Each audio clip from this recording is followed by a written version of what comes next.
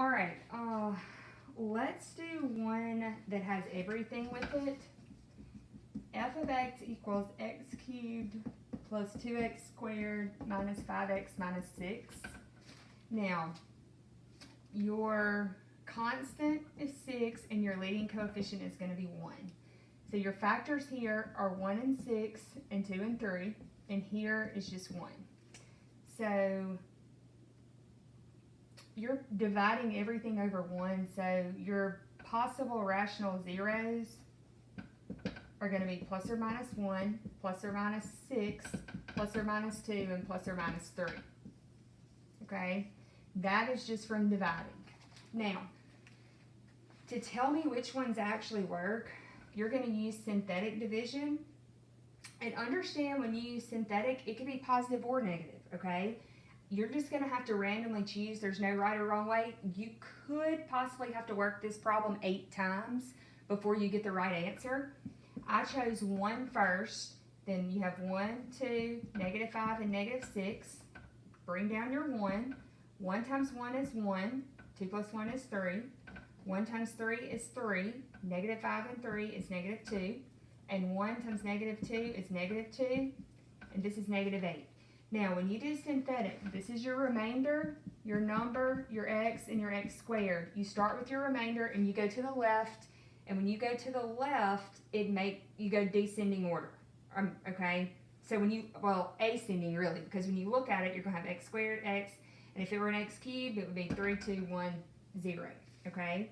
Now, if your remainder is not 0, this is not a possible answer. Okay, so positive 1 is not a possible answer.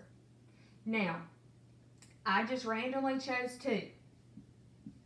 So 1, 2, negative 5, negative 6. Bring down your 1. 2 times 1 is 2. 2 and 2 is 4. 2 times 4 is 8. 8 and negative 5 is 3. And 2 and 3 is 6. And 6 and 6 is 0. Your remainder, your number, your x squared. Your remainder is 0. So this is a possible 0. But when you use synthetic division, remember what you put in this box, you actually change the sign. So it really, let me write it up here. It's really x minus 2 because this is positive. You got to change the sign up here. So it's going to be x minus 2, and here you have x squared plus 4x plus 3, and x equals 2. Now here when you factor, you have x and x, your signs are the same, they're both positive. Multiplies to give you 3 and adds to give you 4 is 3 and 1.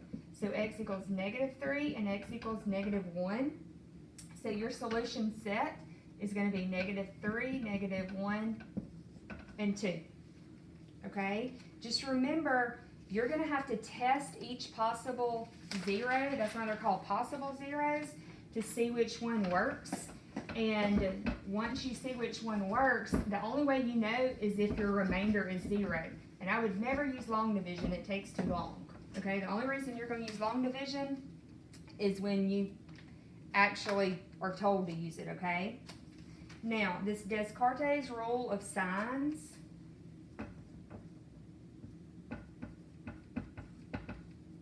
Now, when I use this problem, 3x to the 7th minus 2x to the 5th minus x to the 4th plus 7x squared plus x minus 3. This is your sign changes. Okay? All you're doing is counting how many times your sign changes. Well, this 3 is positive. It changes here. Negative to negative stays the same, but negative to positive changes. Positive to positive stays the same. Positive to negative changes. Okay? So you have 3 sign changes. So there are 3 positive zeros. Now, here's one, if y'all are doing this on your MyMathLab, which you might be messing up on, is when you are finding positive real zeros, you see your sign changes. That's your first answer. Now, It also can be however many sign changes minus the next even integer. So 3, the only integers less than that are 0, 1, and 2. Okay? So the next even integer down is going to be 2. So 3 minus 2 equals 1. So when you tell me, when it asks you how many sign changes, you're going to have 3 and 1. And I'm not real sure if you have to put that. It's probably already got the brackets for you on the MyMathLab. I'm not real sure. Okay? But make sure it's however many sign changes you have, and then subtract it from the nearest even integer. So let's just say you have a problem and it has 5 sign changes. Okay? So when we do our answer down here, if it has 5 sign changes, that's a possible even integer. Now, the next to closest even integer is 4. So it's also going to have 1. So you would have 5 and 1. Okay? Now, let me show you this one.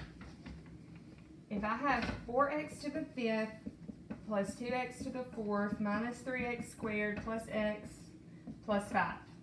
Positive to positive. Here's a change, positive to negative, negative to positive. So that's 2 sign changes. Okay, that's 2 sign changes. Now, 2 is an answer. Okay? But you also can subtract 2 because that's an even integer.